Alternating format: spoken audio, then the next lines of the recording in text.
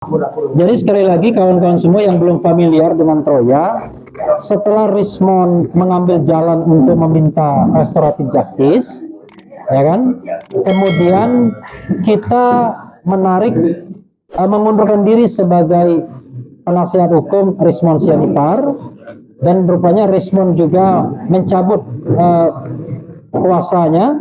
Maka kemudian kita bergabung dalam tim yang baru namanya Troya. Troya itu Tifa, Royce, pakai apostrof S gitu, Advocate, yang dibentuk oleh dua prinsipal yang tersisa, yaitu Mas Roy dan Dr. Tifa. Jadi itu harus paham ya. Nah, Troya itu yang hadir di sini ada saya dan Ramdan Shah, kemudian ada Mas Wirawan Adnan sebagai koordinator litigasi. Pak Yasena tergabung juga ya, bisa menjadi jembatan ke Mas Roy. Kemudian ada Abdullah Al-Katiri yang juga koordinator TPDT. Jadi gini, biar jangan bingung, masing-masing prinsipal ini ada tim pribadi masing-masing. Kalau Mas Roy di-assist oleh selain Taka juga ada Tokham, kemudian Dr. Tifa ada yang namanya tim pembela Dr. Tifa. Tetapi ketika mereka bergabung dua di sini, maka yang muncul adalah Troya, gitu ya. Dulu Bala RRT, ya. Tapi karena satu R-nya sudah quit, maka tinggal Troya ya, Tifa, Royce, Advocate. Nah, itu ya. Al-Katirinya pakai K ya. Nah, Al-Katirinya pakai K. Al-Katirinya pakai K ya, bukan Q. Nah, oke. Materi berikutnya yang ingin kita share adalah, mungkin dengar-dengar tadi kaget-kaget, kok banyak sekali gugatan-gugatan yang akan kita sampaikan. Begini saudara sekalian, dalam permainan ijazah palsu ini, kita ingin menggeser permainan ini kepada substansinya. Substansinya itu adalah apakah ijazah mantan presiden itu asli atau palsu. This is the question. Bukan apakah Mas Roy melakukan ujaran kebencian, pencemaran nama baik atau fitnah. Harusnya kalau pakai urutan yang baik, itu diselesaikan dulu pembuktian ijazah palsunya dalam kasus perdata citizen lawsuit di Solo atau Surakarta. Atau Barreskrim tidak cepat-cepat menghentikan penyelidikan pada tanggal 22 Mei 2025 yang lalu.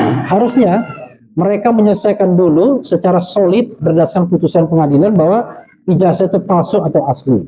Tapi yang kita lihat sekarang adalah alih-alih membuktikan ijazah itu palsu atau asli, yang terjadi adalah Mas Roy ditersangkakan karena dianggap melakukan fitnah, ujaran kebencian atau pencemaran nama baik.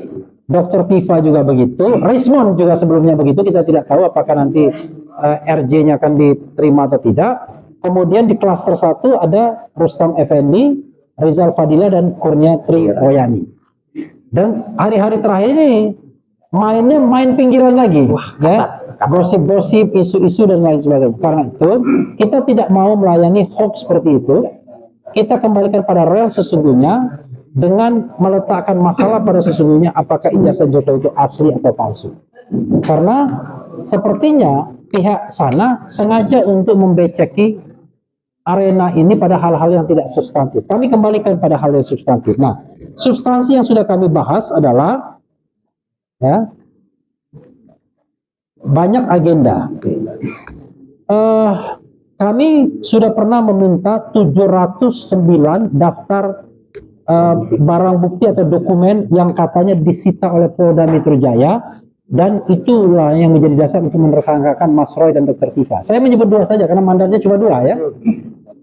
Kami minta daftarnya ke PPID Polda Metro. Karena itu dalam kesempatan ini saya ingin meminta saudara Al-Katiri untuk menyampaikan ini, dan kemungkinan kalau tidak diperkenankan menggugat mereka ke pengadilan Komisi Informasi Pusat, dan success story-nya banyak termasuk dari Bonato Asilalai. Silakan Pak Al-Katiri. Ya, terima kasih.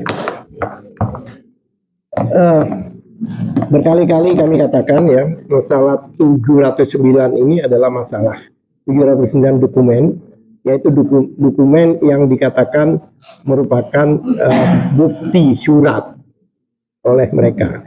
Yang mana dari 709 itu 505 kalau nggak salah itu dari UGM, dan UGM memberikan berita acara yang mana berita acara penyerahan ke Polda kami diberi tembusannya secara resmi. Oleh sebab itu dokumen resmi yang kami punya itu bisa dikatakan mungkin 98% ya itu dihitamkan. Oleh sebab itu, karena itu dokumen-dokumen itu adalah dokumen publik, yang mana banyak mengatakan bahwa itu jika sudah masuk ranah hukum maka tidak dapat lagi untuk kita dapatkan. Tidak seperti itu. Menurut undang-undang jelas, yaitu Undang-Undang Nomor 14 Tahun 2008, yaitu keterbukaan informasi, pasal 2 ayat 4 menyatakan jika demi kepentingan yang lebih besar, meskipun itu sudah masuk ke ranah hukum, maka harus diinformasikan, harus dibuka. Karena mereka waktu itu pada waktu PPID Polda itu mengajukan permohonan, mereka menolak dengan alasan pasal 17A bahwa itu sudah masuk ranah hukum. Nah, kami counter karena ada pasal bahkan Undang-Undang Dasar 1945 pasal 28F menyatakan bahwa setiap warga negara berhak mendapatkan informasi, mendapatkan menganalisa dan sebagainya ya, itu adalah hak warga negara, di backup oleh tadi yang saya katakan pasal 2 ayat 4. Jika kepentingan itu lebih besar, yaitu kepentingan seluruh bangsa Indonesia, salah satu bukti adalah konferensi pers hari ini, para purnawirawan, jenderal dan polisi kalau nggak salah, bahkan ada dari mantan hakim agung, itu memasalahkan. Karena apa? Karena ada kepentingan yang lebih besar demi bangsa dan negara. Nah, kami sudah dapat jawaban sesuai ketentuan, kami keberatan. Keberatan itu sesuai undang-undang, kami sampaikan ke atasan PPID itu. Atasan PPID, kita beri waktu 30 hari. Kalau nggak salah ini sudah 10 hari lebih, ya kan? Jika sampai hari ke-30 kami tidak respon, dengan terpaksa kami akan mengajukan permohonan sengketa di Komisi Informasi Publik Daerah. Karena ini masalahnya Polda, kalau Mabes di KIP Pusat Daerah. Itu jika tidak ada respon, maka kami akan ajukan, kalau istilah umumnya gugatan, tapi sebenarnya itu permohonan, yaitu ke Komisi Informasi Publik. Jadi wait and see, kita masih menunggu. Itu mungkin Bang Refli. Oke. Saya ralat ya, KIP-nya KIP provinsi ya, Provinsi DKI. Ini mohon maaf. Itu tadi soal PPID ya, soal dokumen yang 709. Waktu gelar perkara khusus tanggal 15 Desember 2025, penyidik Polda Metro Jaya mengatakan mereka sudah menyita 709 dokumen. Kemudian memeriksa 22 ahli. Kemudian memeriksa, saya lupa, 127 atau 130 saksi. Coba bayangkan, untuk perkara yang gampang sesungguhnya, apakah satu lembar ijazah itu asli atau palsu? Tapi ya kita ikutin, kalau memang 709 dokumen itu apa saja sih dokumen yang mendukung? Minta daftarnya, Pak. Iya. Tadi saya sudah sampaikan. Iya. Tadi saya sudah sampaikan bahwa kita cukup meminta daftarnya sebagai bentuk transparansi. Dari situ kan kita nanti akan lihat mana yang relevan atau tidak untuk kita tindak lanjuti. Itu PPID ya. Harap tenang karena materi kita agak banyak sedikit, gak apa-apa ya? Ya. Mumpung masih lebaran gitu. Dan tolong aspirasi sayap kiri atau sayap kanan jangan terlalu ribut. Walaupun mantan jenderal tetap kita peringatkan ya kan? Oke. Nah, materi berikutnya adalah yang ketiga adalah ini materi yang sesungguhnya tadi seharusnya rekan Munarman yang menyampaikan, tapi rekan Munarman tadi berpamitan, yaitu kemungkinan sudah kita rapatkan tadi, kita mengajukan juga gugatan citizen lawsuit, gugatan warga negara terhadap KPU. Karena kita tidak ingin KPU ini tidak bekerja berdasarkan prinsip-prinsip good governance, clean government, seenaknya saja. Karena setelah proses di KIP ketahuan kalau KPU ini tidak pernah melakukan verifikasi faktual terhadap ijazah Jokowi ketika mendaftar baik pada Pilpres 2014 maupun Pilpres 2019. Mas Roy mungkin bisa nambahkan. Ya. Bahkan dalam dalam legalisasi itu masih legalisasi itu ada hal yang meragukan soal tanda tangan pejabat, ya. yaitu Dekan Fakultas Kehutanan yang masa jabatannya 2012 ya. Iya, kok ternyata Kok di situ dan di 2014 masih tercantum namanya.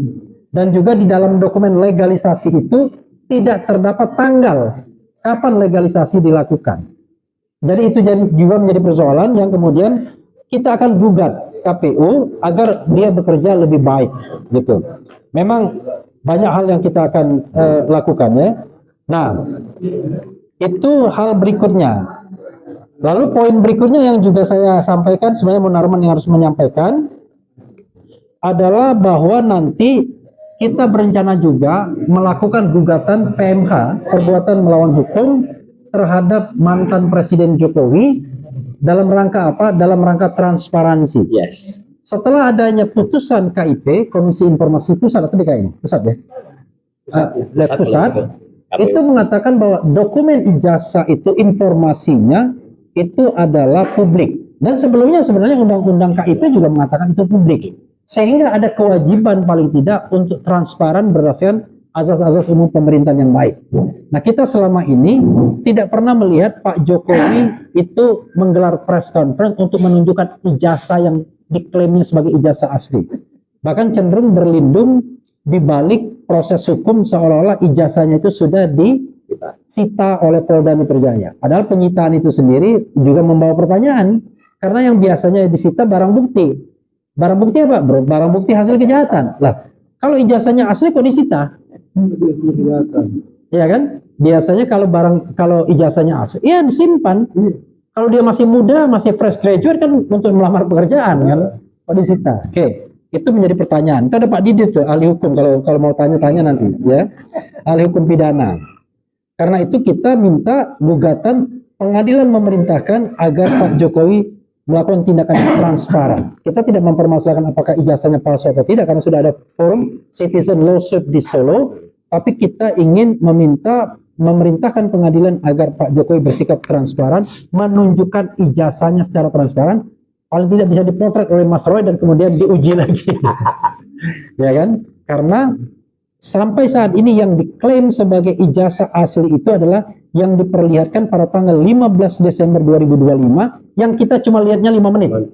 Tanpa disentuh, tanpa bisa dipotret, tanpa dirubah dan dalam plastik. Sehingga kita tidak bisa menilai apakah embossnya ini benar-benar emboss atau embus-embusan, apakah watermarknya ini benar-benar atau tidak. Makanya kemudian ketika dalam pembelaan saya tetap rely on dengan Mas Roy. Setelah dipertunjukkan tersebut ya tetap 99,9% palsu menurut keyakinan kami. Ya, nah, tiba-tiba ada termul yang mengatakan wah dia sudah menghina kepolisian dan lain sebagainya. Itulah orang-orang yang kemudian menyebarkan hoax kemana-mana ya, karena substansinya nggak kuat, tidak bisa berdebat substansi, tiba-tiba main pinggiran ya. Oke. Itu saya unfortunately Munarmannya tidak ada. Kemudian berikutnya adalah nanti Mas Roy pembulat dia. Nanti. Kemudian kita juga akan menggugat kembali, menyampaikan lagi permohonan ke Mahkamah Konstitusi. Karena kami sangat-sangat tidak puas dengan Mahkamah Konstitusi yang kami anggap aneh. Sudah jelas-jelas Mas Roy, Dr. Tifa, waktu itu masih ada Rismon, itu dirugikan dengan pasal-pasal ini. Kerugian konstitusionalnya adalah tidak ada kepastian hukum. Orang melakukan penelitian, melakukan penilaian, adjustment dan lain sebagainya, kemudian dipersangkakan. Kan berarti kan melanggar pasal-pasal dalam konstitusi tentang perlindungan hukum, tentang kepastian hukum dan lain sebagainya, terutama pasal 28G. Tetapi unfortunately legal standingnya ditolak oleh Mahkamah Konstitusi yang membuat kami bingung, pusing. Tetapi kami tidak menyerah, kami akan ajukan kembali dengan sebuah konstruksi yang mudah-mudahan jauh lebih meyakinkan dan menantang Mahkamah Konstitusi untuk menyidangkan perkara ini dan tidak berlindung di balik legal standing dan lain sebagainya. Karena ini bukan hanya untuk kepentingan Mas Roy, tapi untuk kepentingan kita ke depan agar tidak mudah orang dikriminalkan karena berpendapat. Coba bayangkan, kita tidak yakin bahwa ijazah itu memang sejak tahun 85 mau dilaporkan oleh para termul, ya kan? Perang kerjaan. Oke, itu materi berikutnya yang seharusnya Munarman yang menyampaikan. Berikutnya adalah MK itu saya ya. Kemudian ketujuh, ini ada seorang warga negara, mudah-mudahan dia tidak keberatan disampaikan namanya, Edi Mulyadi, yang akan melaporkan kembali Jokowi ke Barreskrim Mabespori karena sudah melakukan yang namanya pelanggaran-pelanggaran hukum atau bahkan kejahatan, pemalsuan dokumen dan lain sebagainya. Nanti kita lihat konstruksinya. Dan beliau berniat untuk mengadukan kembali. Kenapa? Karena kita menemukan banyak sekali fakta-fakta baru yang seharusnya dipertimbangkan oleh Barreskrim Mabespori untuk memproses kasus ini, bukan hanya sekedar dumas, tetapi LP, laporan polisi yang kemudian ditahapkan dengan proses penyelidikan dan penyidikan. Buktinya banyak sekali, surat ada, kemudian ahli ada, saksi ada, petunjuk ada, ya, dokumen elektronik ada. Mudah sekali untuk membuktikan bahwa ijazah ini harusnya bisa dikategorikan sebagai palsu. Itu dan ini rekan Aziz yang akan melakukannya. Saya juga Aziz juga tidak ada di tempat. Kemudian kami juga mempunyai concern ya, mengatakan bahwa kasus ini sesungguhnya sudah tidak layak lagi dilanjutkan karena sudah expired date, sudah lampau waktu. Berdasarkan pasal 138 ayat 2 KUHP yang lama, karena mereka mengatakan menggunakan KUHP yang lama karena berdasarkan aturan peralihan itu kalau sudah masuk dalam tahap penyidikan maka digunakan KUHP yang lama. Di situ dikatakan setelah dikembalikan P19 maka dilengkapi dalam waktu 14 hari saja. Nah, untuk kesempatan ini saya ingin memberikan koordinator litigasi Mas Wirawan Adnan untuk menambahkan. Silakan Mas Wirawan. Bismillahirrahmanirrahim. Intinya adalah bahwa kami terus akan melakukan litigasi itu adalah tindakan hukum yang dilakukan secara ofensif, yaitu pertama tadi adalah akan melaporkan tindakan Jokowi atas perbuatan melawan hukumnya mungkin kemungkinan akan kita lakukan lagi di Pengadilan Negeri Solo. Ini berbeda dengan citizen lawsuit yang telah kami lakukan ya, yang mengujinya adalah soal ijazah ya. Namun ya yang kedua ini adalah perbuatan melawan hukum karena tidak melakukan transparansi ya. Jadi yang kita gugat langsung bukan item berupa spesimen ijazah, namun sekarang ini pada orangnya, pada personalnya yang kita harapkan untuk melakukan perbaikan atas kerugian yang ditimbulkan oleh Jokowi karena telah tidak transparan gitu. Yang kedua tadi juga akan melakukan Edi Mulyadi, seorang wartawan senior juga akan mengajukan ke Mabes Polri lagi. Kali ini juga akan memeriksa. Sampai sejauh ini belum ada yang namanya pengujian terhadap ijazah itu sendiri ya. Secara transparan Belum ada pengujian. Nah, apa yang dikatakan oleh Pak Jokowi berkali-kali itu kan mengatakannya begini ya. Polisi sudah mengatakan itu adalah asli, UGM sudah mengatakan itu asli, apalagi yang kenapa kok tidak dipercaya? Kalau kita putar lagi apa yang disampaikan oleh Pak Jokowi ini, nyatanya tidak seperti itu. Polisi tidak pernah mengatakan ijazah itu asli, polisi hanya mengatakan itu identik. UGM juga tidak pernah melakukan verifikasi atau mengatakan ijazahnya Pak Jokowi asli. UGM hanya mengatakan dia alumni kami, begitu aja. Dan apalagi apa Mas Roy? Lisa juga komputernya tanggal lulusnya dua ya itu. Jadi tidak pernah ya. Oleh karena itu ya kami bersemangat untuk terus ya melakukan litigasi terhadap kebenaran apakah benar ijazahnya Pak Jokowi ini asli atau tidak ya. Sampai sejauh ini belum ada lembaga. Kalau Polri sekarang ini adalah mengatakan telah melakukan lapor, dia berada pada konflik of interest karena telah digugat di Pengadilan Negeri Solo sebagai tergugat 4 ya, sehingga dia tidak lagi mempunyai kompetensi untuk mengatakan atau mempunyai kompetensi untuk menguji ijazah itu sendiri. Oleh karena itu kami berpendapat ya sebagai koordinator litigasi bahwa yang harus menguji keabsahannya itu adalah lembaga non lapor Polri gitu Mas. Oke. Jadi kawan-kawan semua ya, kami pernah mengajukan saksi dan ahli kloter ketiga. Kenapa kami tetap mengajukan saksi dan ahli? Ya kami jaga-jaga. Walaupun kami mengatakan sudah expired date, tetapi kan itu pendapat kami. Penyidik nanti tiba-tiba menindaklanjuti dengan semena-mena misalnya. Tidak berdasarkan hukum yang ada. Karena itu kami tetap mengajukan saksi dan ahli. Dan saksi dan ahli itu untuk kloter ketiga itu sudah disampaikan. Nah, unfortunately, dulu yang menyampaikan, yang berhubungan dengan pihak penyidik adalah lawyer yang sekarang ke Rismon.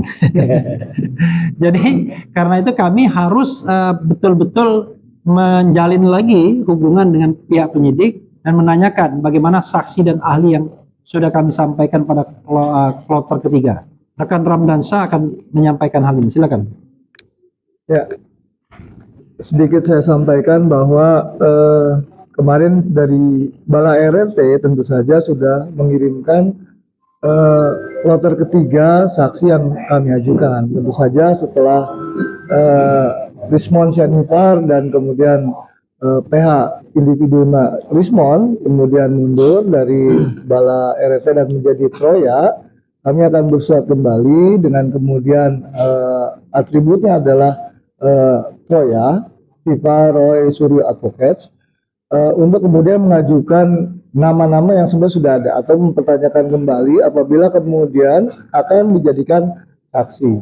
Dan ini kita juga sudah berhubungan dengan pihak kejaksaan, baik dengan jaksa peneliti maupun penuntut umum, terkait dengan P18 P19, dan mereka mengungkapkan bahwa ingin mengakomodir keinginan dari para tersangka sehingga kemudian berapapun saksi yang akan diajukan oleh kami itu akan kemudian diakomodir. Itu versi dari kejaksaan. Tentu saja ini akan kami tindak lanjuti sehingga kemudian tadi Mas rekan Refli menyatakan expired, ya, tapi bisa saja kemudian tidak dianggap expired baik oleh penyidik maupun jaksa. Ini akan kami lanjutkan dalam pekan depan ya, pekan Refli ya, dan ini akan kita teruskan sehingga mudah-mudahan saksi kita segera dipanggil dan kemudian bisa memberikan konstruksi yang pas untuk kemudian klien kami Dr. Tifa maupun Roy Suryo. Oke, ya, memang di kloter ketiga ahli dan saksi ini kami mengajukan Ferry Amsari, ya, ahli hukum tata negara, kemudian M. Said Didu, aktivis yang juga ahli kebijakan publik, kemudian Ganjar Laksmana Bonaprata, ahli hukum pidana, Profesor Aceng Ruhendi, itu ahli bahasa, lalu fakta ada Profesor Muhammad Kirzin, ada Doni Henry Cahyono, ada Safril Sofian, ada Mary SAG, ada Wuri Handayani. Jadi memang ada beberapa nama, ya. Kan kalau mereka mengajukan 22 ahli, ya kita pengen juga 22 ahli kalau bisa, ya, untuk dipertandingkan. Kalau mereka mengajukan 127 atau 130 saksi, kami pengen juga. Tapi intinya adalah kalau kita berdasarkan good governance, clean government, harus within time frame. Nah, ini sudah lewat time frame-nya, karena itu ini yang kemudian menjadi catatan serius dalam proses dalam manajemen perkara kasus ini. Mas Roy terakhir akan membulatkan dan menunjukkan kaos apa yang dipakai. Oke, silakan. Baik, terima kasih sekali lagi. Assalamualaikum warahmatullahi wabarakatuh. Khusus untuk yang hari ini, ya, saya selaku salah satu dari dua prinsipal mengaturkan apresiasi yang terima kasih baik sekali atas upaya dari para kuasa hukum kami, ya, di bawah koordinasi Mas Refli Harun di Troya, ya, ada Pak Ramdansyah, ada juga Pak Al-Katiri pakai K, ya, nggak pakai Q, ya. Kemudian ada juga Pak Wirawan, dan kemudian ada juga teman-teman yang lain yang ada, termasuk juga Pak Yahya yang juga ada di Troya. Jadi intinya adalah apa? Kami tetap melakukan sesuai dengan koridor hukum yang lurus, ya. Kami tidak mempedulikan hoax atau isu-isu murahan.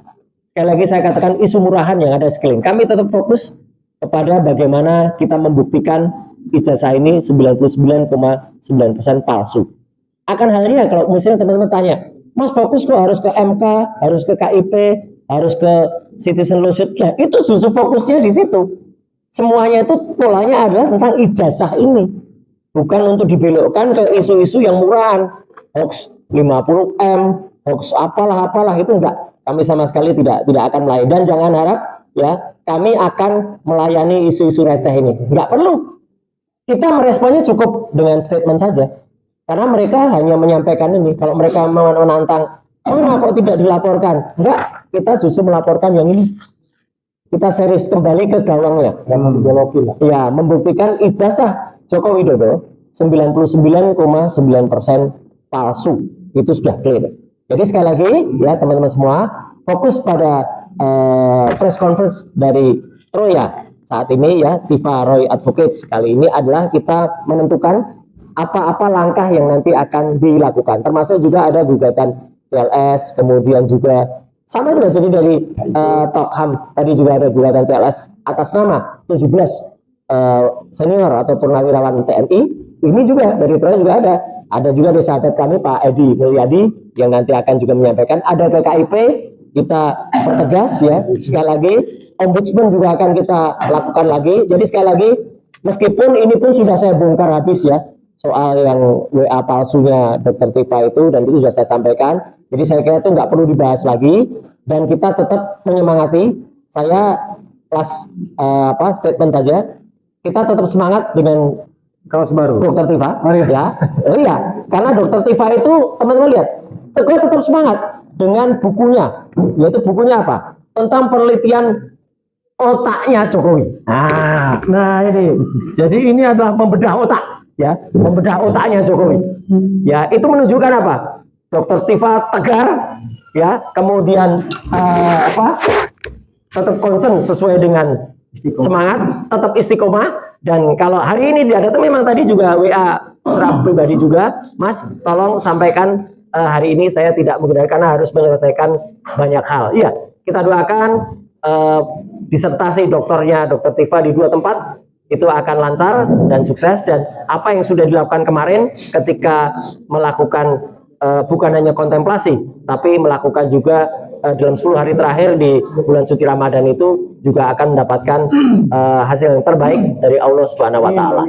Saya kira itu ya teman-teman semua. Jadi yang ingin saya sampaikan itu saja, maju terus untuk Troya ya, maju terus juga untuk Tokham, dan maju terus juga untuk teman-teman yang ada di Sumedang untuk Taka, karena kami prinsipnya tetap bersatu semuanya ya, termasuk juga dengan Pak Rizal Fadila. Kemarin saya ketemu, kami bikin konten lucu-lucuan di Masjid UGM ya, kemudian Mas Rustam saya ketemu ketika wajib lapor, Dr. Tifa saya ketemu langsung di sini sebelum beliau press conference soal WA. Jadi makanya kita bongkar soal WA itu clear banget.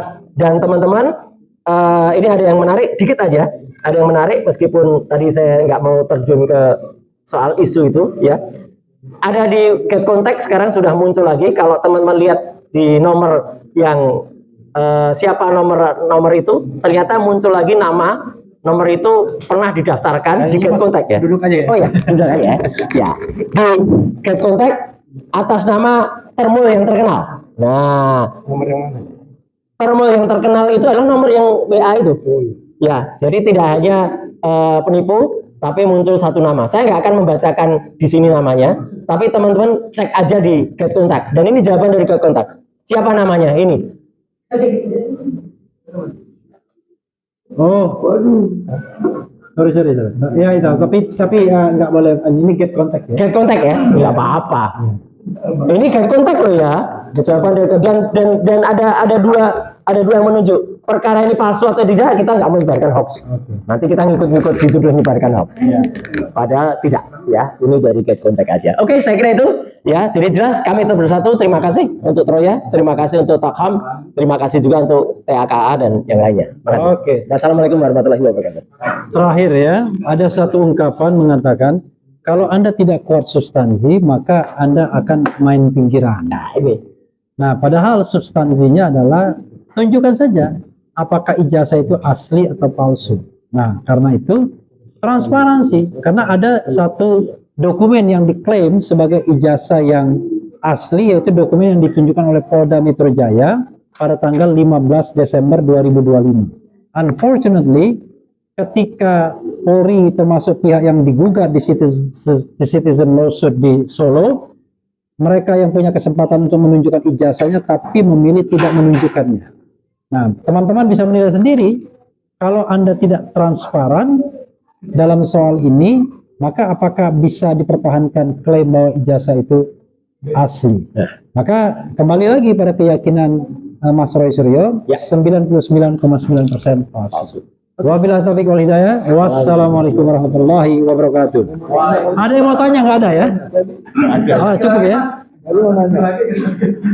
Nah, lihat aja head contact sedikit capture aja. Iya, iya. Tadi kira ada saya. Udah ya. Buka head contact. Oke, ketemu sudah. nama itu. Kita selesai. Oke. Nomor palsunya 081246030140. Saya ulangi ya.